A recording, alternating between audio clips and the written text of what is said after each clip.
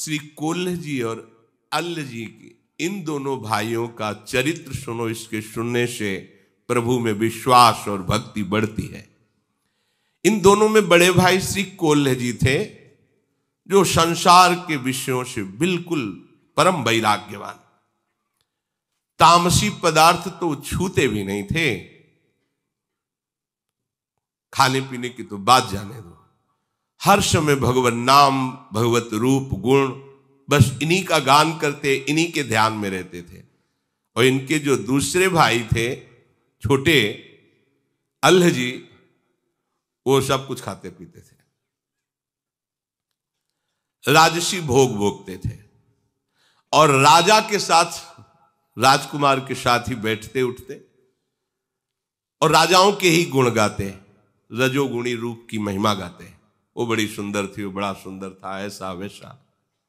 कभी वो भगवान का गुणगान करने में रुचि नहीं रख रहे थे। पर खास बात थी कि वो बड़े भाई का बहुत आदर करते थे। जो भक्त थे बड़े भाई, उनका वो आदर करते थे। लेकिन कभी कभी भगवान की कोई चर्चा सुन लिया, कोई ऐसे पद गा दिया, रुचि नहीं। रुचि तो राजाओं के रूप गुण का गान करना, उनके भोग विलास में, वैसे ही सब खाते जो नहीं खाना चाहिए। पर खास बात क्या हुई, बोले बड़े के अधीन रहे, उनके सामने जाते ही नम्र रहते। ईश्वर और अपने बड़े भाई भक्त में कोई अंतर उनकी दृष्टि में नहीं था, इतना आदर करते थे। ये बहुत बड़ी बात हो गई। उनके सामने जितनी देर रहते बहुत दैन्य रहते, बिल्कुल मानो एकदम साधु। बाद में तो सब रजोगुणी। बड़ा भाई देख करके अंदर से बड़ा दुखी होता कि सामने तो बहुत दैन्यता करता है, पीछे ये सब मनमानी आचरण करता है। क्या करें, इसको ले चलें एक बार भगवान के सामने, इसको ले चलें, शायद इसकी बुद्धि बदले। चलो द्वारिकापुरी, द्वारिकाधीश के दर्शन करो, उनको साष्टांग प्रणाम करो, तुम्हारा मंगल होगा। क्योंकि श्री कृष्ण को एक बार साष्टांग प्रणाम करने वाले का जो सौभाग्य उदय होता है, वो बड़े बड़े यज्ञों के करने वाले का भी नहीं होता।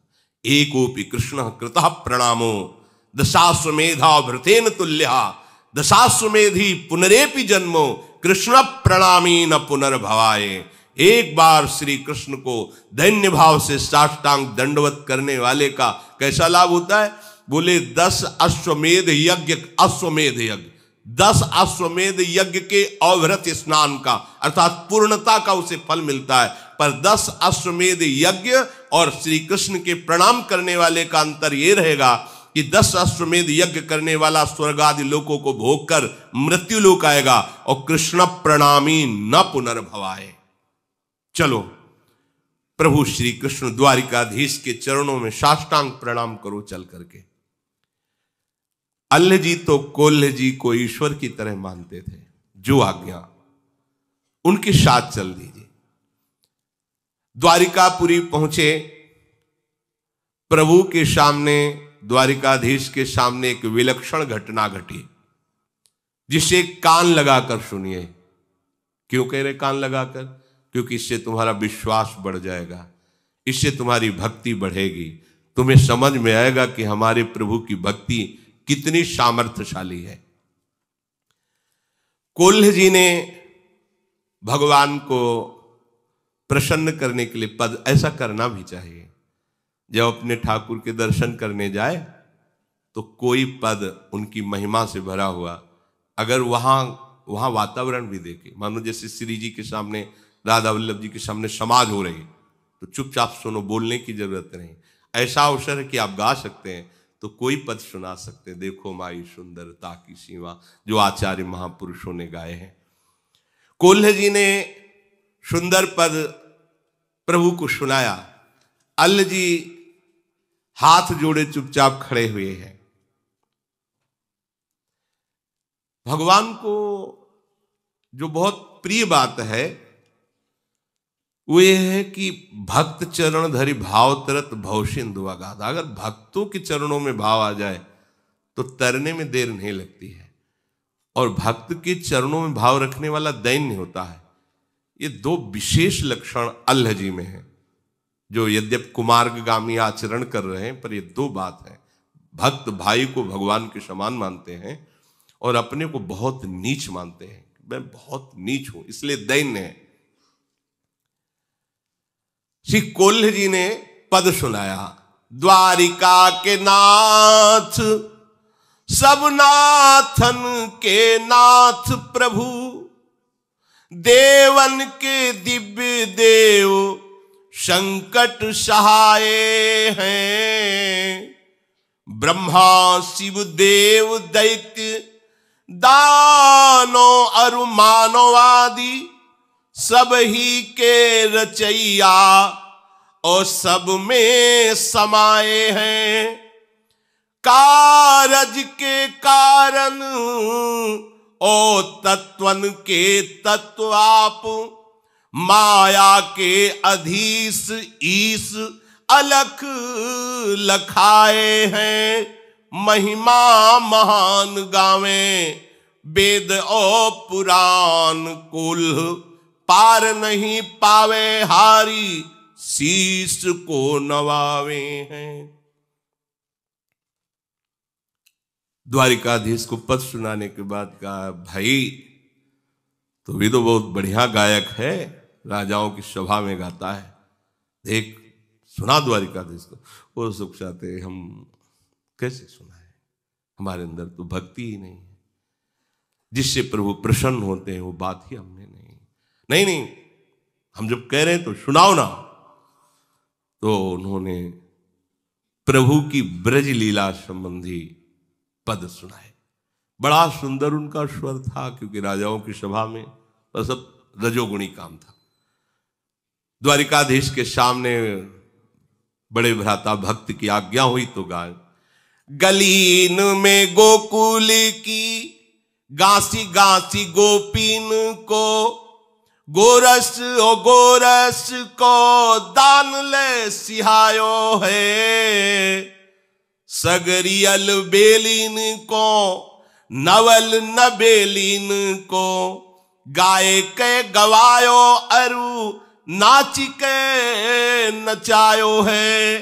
अबुलाल आन मान प्राण की हरन हारी, बांसुरी बजाए घर बार भूलवायो है।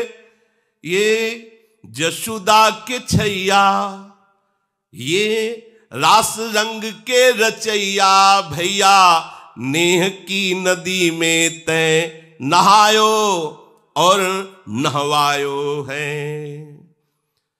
देश विदेश के देखे नरेशन रीझिक को जो बूझी करेगो, याते तने तन जात गिरो गुण, सौ गुण अवगुण गाठी परेगो। बांसुरी वारो बड़ो रिझवार है, श्याम जुने कुसुढार ढरेगो। ये लाड़ी लो छैल छबीलो अहीर को, पीर हमारे ही की हरेगो। वाह वाह वाह, द्वारिकाधीश बोल पड़े, वाह वाह। सब आश्चर्यचकित हो गए प्रभु के श्री विग्रह से। साक्षात द्वारिकाधीश बोल पड़े, वाह वाह। ब्रज की लीला प्रभु चित्त चोर के भी चित्त को चुराने। महामहिम श्री जगन्नाथ जी का जो आप रूप देख रहे हैं, ब्रज लीला श्रवण का परिणाम है। प्रेम विकल विह्वल स्वरूप जो जगन्नाथ जी का है, ये ब्रज लीला महाप्रेम स्वरूप है। प्रभु ने हुंकार भरी, वाह।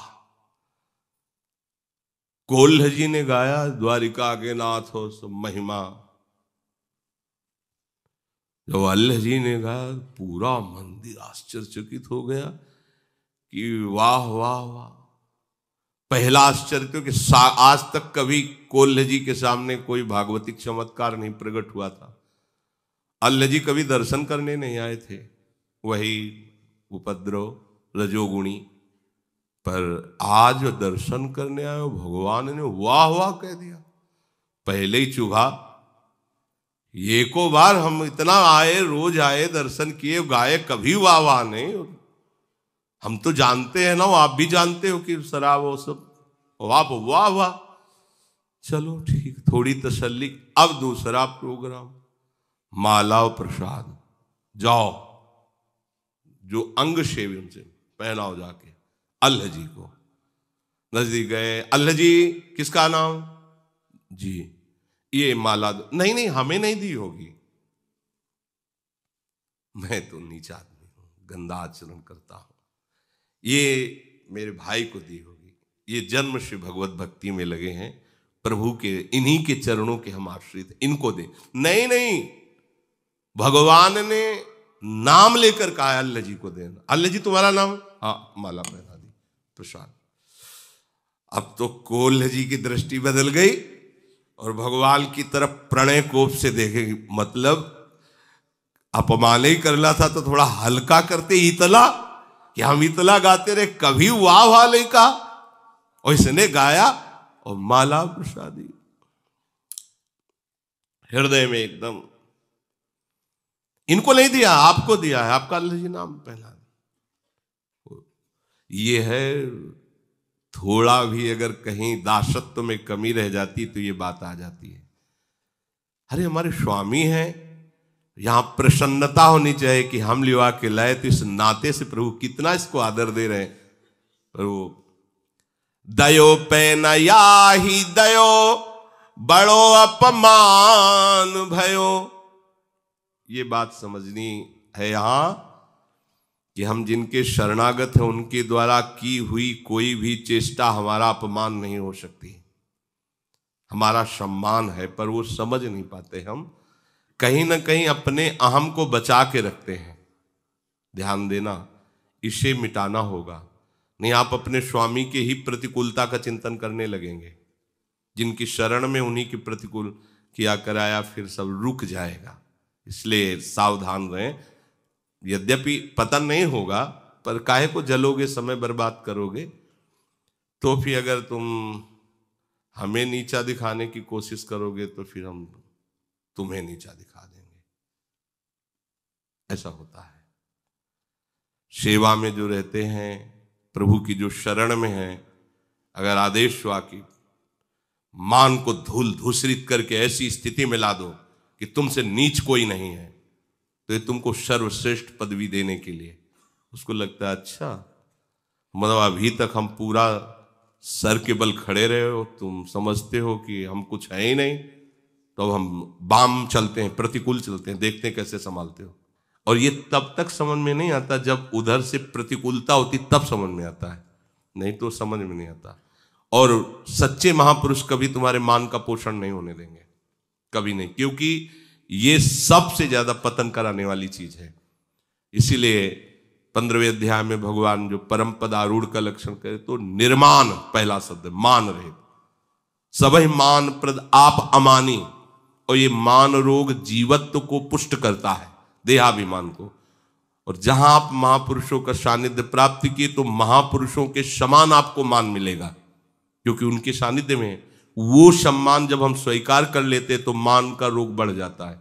और जब महापुरुष देखते हैं कि ये तो मान से रोगी हो रहा है, तो फिर उसका ऑपरेशन होता है, तब वो उसी के प्रतिकूल हो जाते हैं। जैसे छोटा बच्चा स्नान कराने के लिए मां ले जाती तो बुरा समझते हैं कि हमें खेल से हटा कर, क्यों ऐसा नहीं होना चाहिए। इस पर सुधार मन को, अंदर की बात है, बाहर की नहीं। बाहर से आपके आचरण दैन्य हो सकते हैं, पर अंदर से आपकी वृत्ति अनुकूल और दैन्य होनी चाहिए। इनको अंदर से बहुत बुरा लगा, बचपन से भगवान का भजन कर रहा हूं, आज तक शाबाशी नहीं दी, आज तक माला प्रसाद। ये छोटे भाई ऐसा दयो पे नया ही दयो। ऊपर से पुजारी यही कह रहे कि आपको नहीं दिया, इनको दिया है। दयो पे नया ही दयो, बड़ो अपमान भयो। गयो बूढ़ो सागर में दुख को न पार है। बूढ़त ही आगे भूमि पाई चलो झूमी। प्रीति सो अनीति भूले, नाही मानो तरवार है। सो ही आए लेन हरिजन, मन चैन झिल्यो। मिल्यो कृष्ण जाय पायो, अति सुख सार है। बैठे जब भोजन को तो दई उभय पातर ले, दूसरी जो कैसे कही वही भार प्यार है। अल्लाह जी के कहने पर पुजारी ने कोल्ह जी को साफ कह दिया, ये माला तुम्हें नहीं, ये अल्लाह जी के लिए है। कोल्ह जी को लगा बहुत बड़ा अपमान भगवान ने कर दिया। बस ये बात समझो, भगवान मंगल भवन है, भगवान से सम्मान चाहते हो, उनकी हर चेष्टा मंगल स्वरूप है। ये रहता है, पक्का रहता है। और ये बहुत बुरा रोग है, बड़े बड़ों के अंदर रहता है। भाई रात दिन हम सेवा में रहते, थोड़ा तो सभा में बोलो कि हम तुम्हारे जिलाए जी रहे, तुम्हारे पोसे वो चाहता है। भाई ये है ना, पूरा हमारा जितना कुछ इन्हीं से चल रहा है। नहीं हम तो आपके इशारे से चल, पर अंदर जो फुलरा चढ़ा वो गिराएगा तुम्हें, ये पक्का। अब अगर उसे ये माना जाए कि हमारा अपमान हो गया, तब तो भाई बहुत ही मतलब मंदबुद्धि। गुरु के द्वारा की हुई चेष्टा अपमान होती है क्या? और जब हम ऐसी वृत्ति रखते हैं कि इन्होंने हमारा अपमान कर दिया, तो फिर शरणागति पर संशय खड़ा हो जाता है कि आपने क्या समर्पित किया था शरणागति में, तन मन वचन और स्वयं। तो अपमान किसका हो रहा है? उनका समर्पित तन, उनका समर्पित मन, उनका प्राण, उनका सब कुछ। तो वो अगर आपको ऐसा ही लग रहा, तो अपने आप का अपने आप से अपमान करने तुम्हें परेशानी क्या है? अगर आपको ऐसा भास भी हो रहा है कि हमारा अपमान हो रहा है, तो तुम्हारा है क्या, तुम बचे क्या? कम से कम इतना ही सोच लो। तो उनको लगा कि भगवान ने बहुत बड़ा हमारा अपमान पूरी इस द्वारिका के मंदिर में सभा में कर दिया।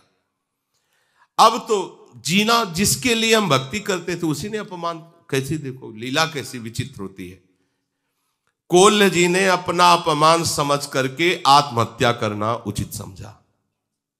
इतना जलन हो गई, अब ठीक नहीं है, तो समुद्र में जाके कूद गए। अब समुद्र में डूबते चले गए। जब नीचे गए तो दिव्य भूमि, जल का प्रभाव खत्म, सुंदर ऑक्सीजन, सुंदर वायु, ऐसे द्वारिकापुरी में पहुंच गए। ऐसे भक्त डूबना भी चाहे तो भगवान डूबने देंगे क्या? द्वारिकापुरी पहुंच, दिव्य द्वारिका का दर्शन, परमानंद की अनुभूति हुई। पर अंदर ही अंदर जल रहे हैं कि है तो वही द्वारिकाधीश, जो माला उसको दी थी हमें नहीं दी। अंदर जलन है, भूल नहीं पा रहे थे। जैसे तलवार का घाव हो तो कर सकता रहता, तो प्रभु के प्रति थोड़ा गुस्सा, छोटी ही माला हमें भिजवा देते हैं। ये माला वाली बड़ी चक्कर है। जैसे समाज में जाए ना, जिस अपने समाजें होती तो निमंत्रण में, जैसे समाज में गए, 50 लोग बैठे हैं, तो उसमें क्या होता है, लिफाफा, माला और चद्दर। जरूरत नहीं ना लिफाफा की, ना चद्दर की, ना माला की, बगल में सबको पहना दिया गया।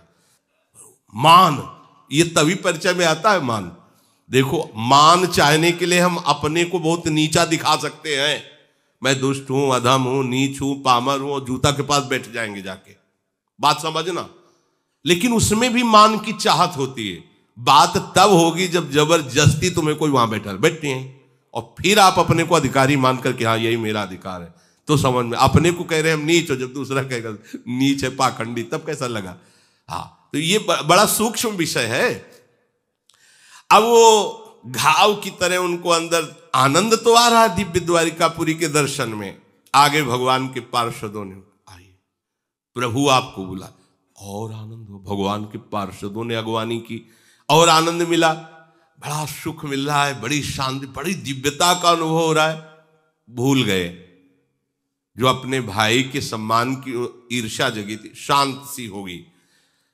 अखिल लोक चूड़ामणि भगवान द्वारिकाधीश के साक्षात दर्शन कर रहे हैं, परमानंद की बाढ़ आ गई।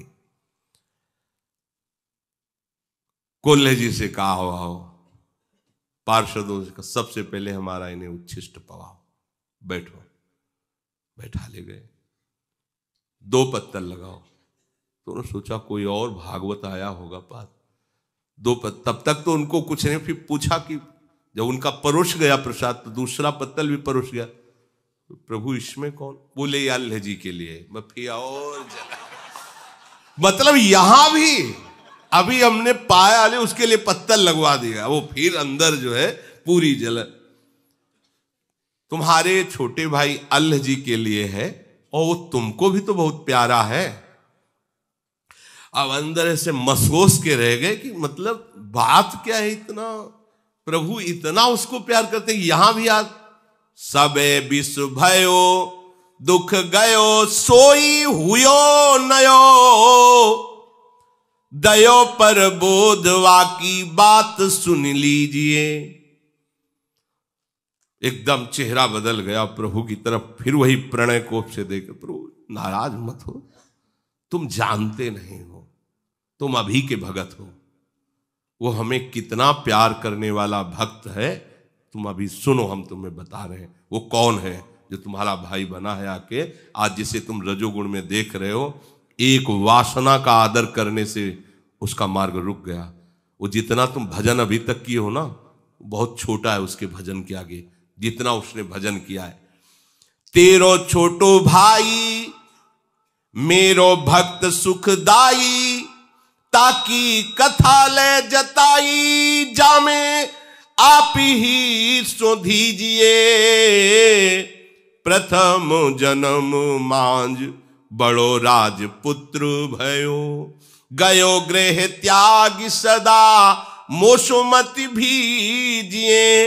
आयो बन को भूप संग राग रंग रूप, देख चाह भई देह दई भोग कीजिए। कोल्ह जी से कहा कि तुम अपने भाई की बात जान जाओगे तो कभी ऐसे ईर्ष्या उससे नहीं करोगे, तुम उसकी बराबरी कर ही नहीं सकते। जानते हो बड़ा प्रिय मेरा भक्त है वो पूर्व जन्म में राजपुत्र था और उसने बचपन से राजपुत्र राजकुमार होते हुए सब भोगों का त्याग करके बैरागी हो गया। राजपद का अधिकारी था, राजपद राजभोगों का त्याग करके वो एकांत वन में निरंतर कष्ट सहते हुए मेरा भजन करने लगा। मन बुद्धि लगाकर सतत मेरा भजन कर रहा था। ध्यान पूर्वक सुनना। बहुत समय व्यतीत होने के बाद उस जंगल में एक राजा अपने पूरे परिकर के साथ मनोरंजन के लिए आया। तो राज वैभव, यद्यपि राजकुमार ही थे, बचपन से वैरागी हो गए, एकांत सेवन करते थे। अब राज वैभव के इन्होंने देखा, बहुत सी सुंदर सुंदर युवतियां, ऐसा सब भोग विलासिता सब। इनके मन में विषय सुख का आदर हुआ कि अगर बाबा जी न बनते तो ऐसा ही हमको भी सुख मिलता। आदर हो गया। अब वो वासना इतना जोर पकड़ी, इसमें देर नहीं लगता, समुद्र बनने में तरंग आई और आपने आदर किया, वो पूरे हृदय पर अधिकार कर लिया। अब तो बस भजन रुक गया। के विधि मिले सुंदरी बाला, जैसे नारद जी के मन में नहीं, ऐसे कि अब ये सब कैसे भोग प्राप्त हो। संसारी सुख भोगने की प्रबल लालसा हो गई और उसी को लालसा को लिए हुए शरीर छूटा। भगवान वर्णन कर रहे हैं। तो मैंने बड़ा स्वस्थ और तेजस्वी इनको शरीर दिया, भोगो विषय को, लो मालिक हैं हमारे, तुम्हारा मन हुआ, तुम्हारी वासना जागृत हुई और राजा के राजकुमार से मित्रता कराई और जन्म दिया ऐसे महाभागवत के घर में। कोल्ह जी के भाई बने आके। देखो कैसा विधान, कैसा कवच है भक्ति का, वासना है तो संग राजकुमार का। वैसे ही जो भोग देखे थे वही भोग राजकुमार के साथ खूब भोगो, खाओ पियो दुनिया का। अब भक्त का संग और वासना, देखो भगवान कैसा यही संयोग होता है। अब भक्त के संग ने उस वासना से खींचा है, जीवन असार चलना द्वारिकाधीश। सामने गए और जहां से रुका था साधन वही जागृत हो गया। केवल तो प्रभु का स्वभाव सूरदास जी वर्णन करते हैं कि विमुख भये निमिषहु न अकृपा, जब चितये तब ऐसे। प्रभु बीच वाली बात नहीं देखते कि हमको छोड़कर विषयों में, यही तो अगर वो ऐसा देखें तो अपने लोग तो कभी आगे ही नहीं बढ़ सकते, भगवत मार्ग में चल ही नहीं सकते। भगवान ने बताया कि तुम्हारा अभी तो बहुत छोटा भजन है, इसका भजन देखो। पर एक वासना का आदर करने के कारण उसकी ये गति हुई कि उसको ऐसा संयोग मिला। विषयी जनों को विषय भोगते देखकर या विषयी पुरुषों की बात सुनकर विषय भोगने की इच्छा प्रकट होती ही है। यदि कहो कि कोई विरक्त है, राज्य सुखों का त्याग करके आया है, तो ये कैसे हो सकता है? तो कह रहे हैं बलवान इंद्रिय ग्रामो विद्वानमपि कर्षति। कोई भी हो, ये नहीं सोचना चाहिए कि इन भोगों को तो हम छोड़ करके आए, अब हमें कौन परास्त कर देगा, उससे घटिया भोग तुम्हें गिरा देगा। ये माया है, बिल्कुल कहीं नहीं, अभिमान नहीं आना चाहिए, बहुत सावधान। देखो ना, राजकुमार होती हुई राज वैभव छोड़ दिया आज एक राजा के भोग विलास को देखकर वासना जागृत हो गई, और ऐसी जागृत हुई कि भजन रुक गया, उसी वासना की प्राप्ति के लिए व्याकुलता हो गई। मन की गति बहुत दुष्तर है। महान त्यागी विरागी सौभरी ऋषि को मछलियों का विहार देख करके ब्याह करने की इच्छा हो गई थी। भगवान शंकर मोहिनी रूप में देखकर आसक्त हो गए। इंद्रियां बड़ी विद्वान और ज्ञानियों को भी आकर्षित करने वाली हैं, इसलिए कभी कोई अभिमान न करे।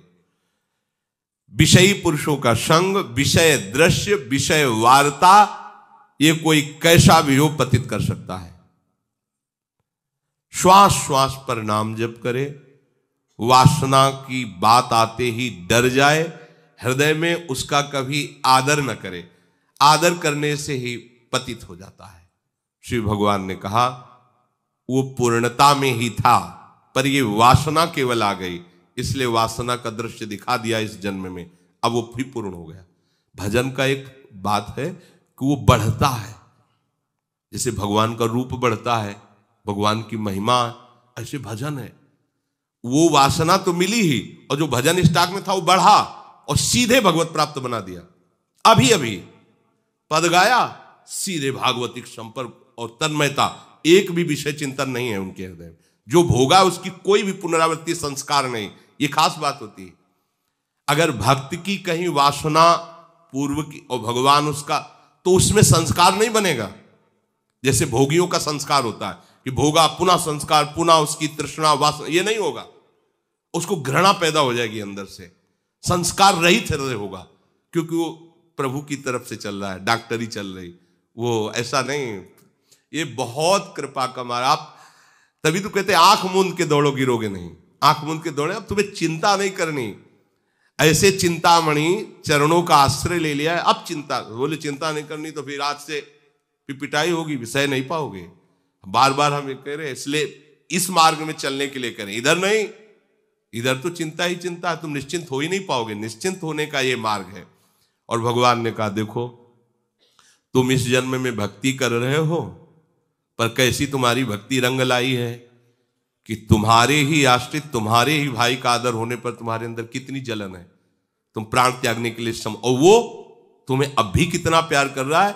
तेरे ही वियोग अन्न जल सब त्यागी दियो, जियो नहीं जात वापे बेग सुधि लीजिए।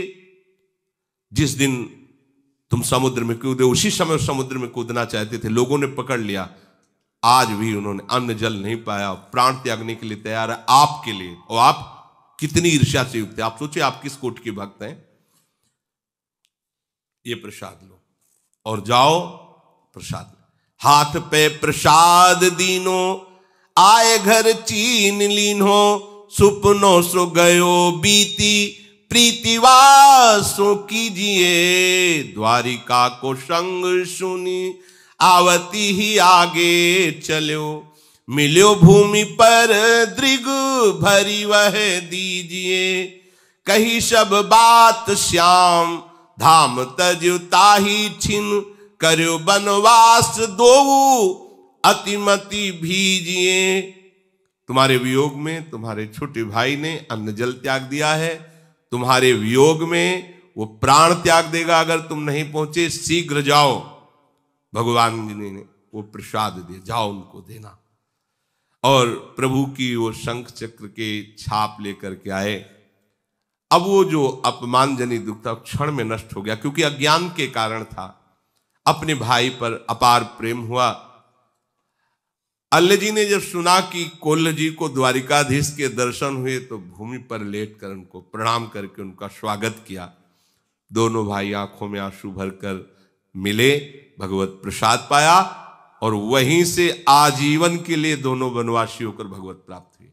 देखो, वासना का आदर करने से इतना विघ्न पड़ा पर नाश नहीं हुआ, पतन नहीं हुआ। फिर वही बैरागी बने और भजन की पूर्ति हो। तो आप ही जो भजन कर रहे हैं ना, एक एक मिनट प्रभु देख रहे हैं, द्वारिकाधीश पूरा देख रहे हैं ना, आगे की पीछे की सब।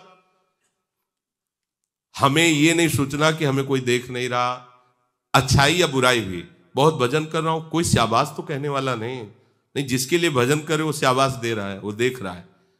कोई देख नहीं रहा, मनमानी कर लेते हैं। नहीं, जिससे मिलना चाहते हो, जिसका भजन करे वो देख रहा है, तुम मनमानी कर रहे हो। इसलिए सावधान रहो। श्री भगवान कहते हैं मेरे भक्त का कभी नाश नहीं होता, मेरा भजन अविनाशी है। हाँ, थोड़ी रुकावट आ जाएगी यदि आप प्रमाद करोगे, तो क्या आपको भगवत प्राप्ति तो होनी ही है। श्री राधा वल्लभ लाल।